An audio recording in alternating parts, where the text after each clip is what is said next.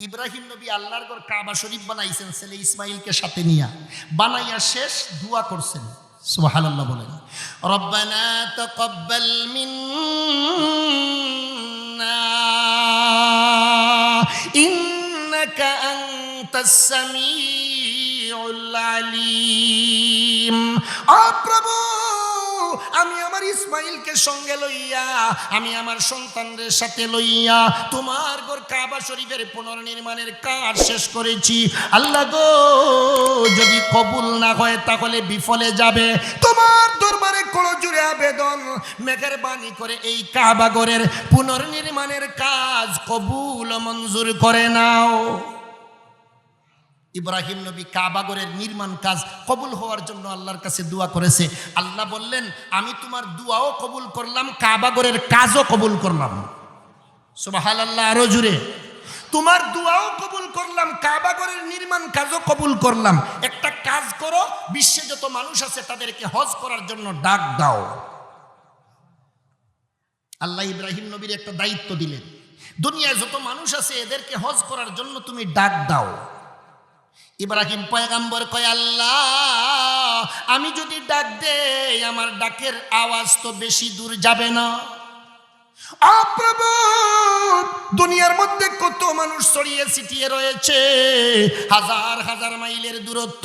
প্রভু গো, আমি যদি আমার মুখ দ্বারা ডাক দেই আমার ডাকের আওয়াজ আবার কত দূর পর্যন্ত যাবে। মহান আল্লাহ জানায়া দিলেন, হে ইব্রাহিম পয়গম্বর, ডাক দেওয়া তোমার কাজ, আর পৌঁছায়া দেওয়া হইল আমি আল্লাহর দায়িত্ব। সুবহানাল্লাহ। আল্লাহ যখন পৌঁছাইয়া দেওয়ার জিম্মাদারি নিয়ে নিছে, আর কোনো সমস্যা আছে?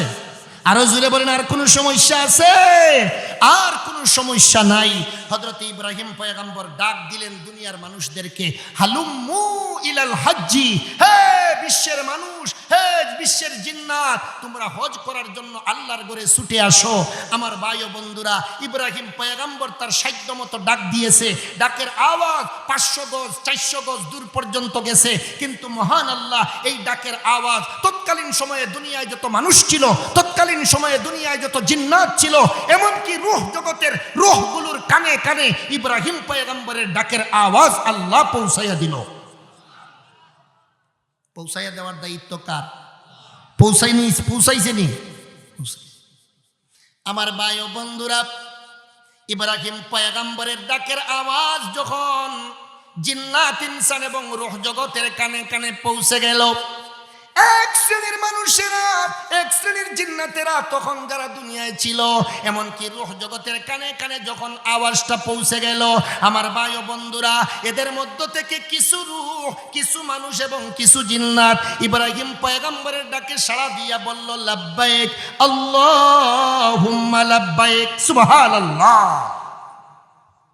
আমার ভাই ও বন্ধুরা, ইব্রাহিম পয়গম্বরের ডাকে সাড়া দিয়া যারা লাব্বাইক বলছে, এরা দুনিয়ায় একবারের জন্য হইলেও কাবা ঘরে যাবে, কাবা ঘর তওয়াফ করবে, আর লাব্বাইক লাব্বাইক উচ্চারণ করবে। তাদের লাব্বাইক বলা আল্লাহর দরবারে কবুল ও মঞ্জুর হয়ে যাবে। শয়তান ওই সময় আসিলনি না মারা গেছি? আসিলনি? কিয়ামত পর্যন্ত শয়তানের মউত আসেনি। দুনিয়া যতদিন তার হায়াত ততদিন, ঠিক কিনা বলেন? আল্লাহর কাছ থেকে চাইয়া নিছে, আল্লাহ কিয়ামত পর্যন্ত হায়াত চাই, যতদিন দুনিয়া আছে আমি থাকবো। আল্লাহ বললেন, যা, তোরে এটা দিয়া দিলাম। শয়তান তো তখনও ছিল, ঠিক কিনা বলেন? আমার ভাইরা, শয়তানে চিন্তা করলো ইব্রাহিম নবী আল্লাহর ঘর বানাইছে, আর আল্লাহর ঘরটারে বানাইয়া আর এই ঘরে হজ করার জন্য মানুষদেরকে আহ্বান করেছে।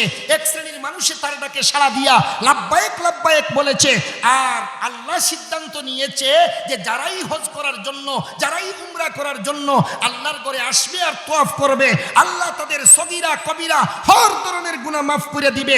তাহলে তো এই সমস্ত মানুষগুলো, জিন্নাতগুলো নিষ্পাপ হয়ে যাবে। শয়তানের মাথা ব্যথা আরম্ভ হয়ে গেল।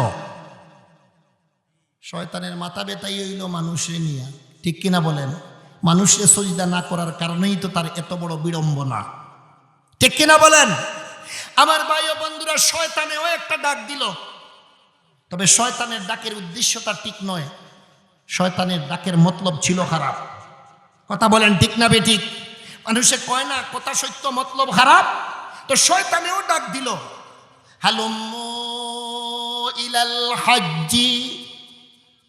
ও মুসলমান ভাই ও বন্ধুরা, যাই মাত্র শয়তান হালুম্মু ইলাল হাজ্জি, ইব্রাহিম পয়গম্বর যে শব্দের মাধ্যমে ডাক দিয়েছিলেন সেম শব্দের মাধ্যমে শয়তানেও ডাক দিল। আল্লাহ রাব্বুল আলামিন শয়তানের সেই ডাককে বিফলে যাইতে দিল না। আল্লাহ তৎকালীন সময়ে দুনিয়ায় যত মানুষ ছিল তাদের কানে কানে শয়তানের ডাকটারেও পৌঁছায়া দিছে, জিন্নাতের কানে কানেও আল্লাহ পৌঁছায়া দিছে, রূহদের কানে কানেও আল্লাহ পৌঁছায়া দিছে। আল্লাহর উদ্দেশ্য হইল দেখি শয়তানের ডাকে কারা সাড়া দেও। কথা বলেন ঠিক না বেঠিক? শয়তানের ডাকে সাড়া দিয়া এক শ্রেণীর মানুষে বলছে লাব্বায়েক, এক শ্রেণীর জিন্নাতে বলছে লাব্বায়েক, এক শ্রেণীর রূহ জগতের রূহ বলেছে লাব্বায়েক। ওরাও লাব্বায়েক বলার কারণে হজে যাবে, কিন্তু ওদের হজ আল্লাহর দরবারে কবুল হবে না। ব্যবধানটা বুঝে আইছে? কারণ হইল আমার ভাই ও বন্ধুরা, ডাক যে দিছে তার উদ্দেশ্য এবং নিয়তের উপর নির্ভর, ঠিক কিনা বলেন? ইব্রাহিম নবী ভালো নিয়তে ডাক দিছিলেন, শয়তানে খারাপ নিয়তে ডাক দিছে। এজন্য ডাক দেনেওয়ালার নিয়তের উপর আমার ভাই ও বন্ধুরা অনেক কিছু নির্ভর করে। জোরে বলেন ঠিক কিনা?